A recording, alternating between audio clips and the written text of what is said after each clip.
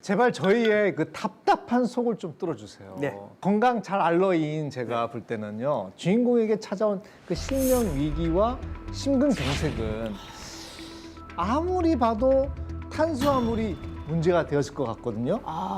탄수화물을 너무 사랑하는 1인으로서 절대 네버 연관이 없다고 선생님께서 제발 말씀해 주세요. 선생님 믿습니다. 그 위기의 원인이 탄수화물 중독하고 연관이 있습니다. 안 돼. 선생님. 그 말인즉슨 선생님. 효진 씨가 지금처럼 이렇게 탄수화물을 좋아하다가는 효진 씨도 훗날 아이고 배야, 아이고야 어쩜 좋아 이렇게 된다고. 물론 탄수화물 중독 자체만 갖고 이런 위기가 불러온 거는 아니고요. 그쵸? 네.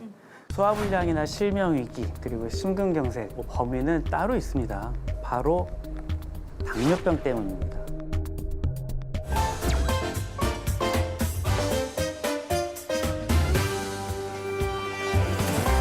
빵이나 밀가루, 쌀밥같이 이제 정제된 탄수화물은 당 분자가 결합이 짧아서 체내에 들어왔을 때 포도당으로 바뀌는 시간이 되게 빨라요. 이런 상태가 계속되면 결국엔 당뇨의 합병증이 생기기 쉬워지는 거죠. 주인공에게 일어난 일들이 이게 다 당뇨병 합병증이었던 거네요. 네, 맞습니다. 이렇게 혈당이 높은 상태가 지속이 되면 혈관 내피세포를 손상시켜서 결국에는 심장이나 뇌혈관이나 이쪽에 합병증이 생기고요. 눈 망막에 미세한 혈관들을 손상시켜서 시력을 상실시킬 수도 있습니다.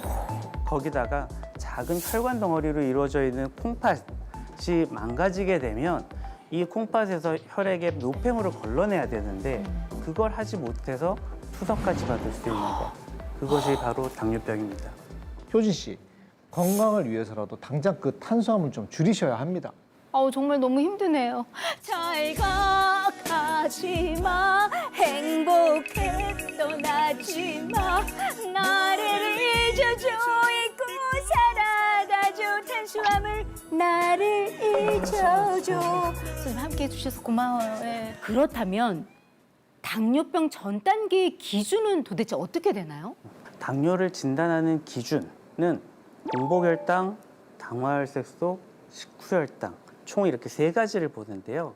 당화혈색소가 보여주는 건 최근 2달 내지 3-4달의 평균적인 혈당이 얼마 정도로 조절되는지를 알려주는 지표가 됩니다. 이 당화혈색소가 5.7에서 6.4%가 주의를 해야 되는 당뇨 전 단계고요.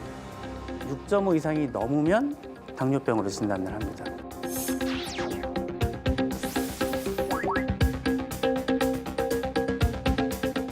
30세 이상 성인 중에 10명 중에 몇 분이나 당뇨 전 단계일지 생각해 보신 적이 있으세요?